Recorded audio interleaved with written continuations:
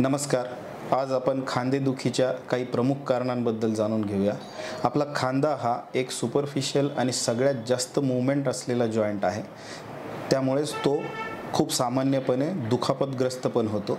खांदेदुखीच्या प्रमुख कारणांमध्ये fracture, dislocation, rotator cuff tear, frozen shoulder, impingement syndrome, त्याच्यानंतर कॅल्सिफिक टेंडिनायटिस, रुमॅटॉइड आर्थरायटिस आणि वयोमानानुसार होणारा संधिवात, ज्याला एज रिलेटेड डिजेनरेटिव्ह आर्थरायटिस असं म्हटलं जातं, ही काही प्रमुख कारणं आहेत. या प्रमुख कारणांबरोबरच खांदेदुखीची काही दुर्मिळ कारणं, जसं की सर्व्हायकल स्पॉन्डिलोसिसमध्ये मानदुखीसोबतच होणारी खांदेदुखी, ज्याला रेफर्ड पेन असं म्हटलं जातं, किंवा काही अतिशय दुर्मिळ पेशंट्समध्ये ज्यांना हृदयविकाराचा झटका येतो, त्यामध्ये डाव्या खांद्याच्या दुखण्यामध्ये पण डाव्या खांद्याची दुखी पण आपल्याला पाहायला मिळते.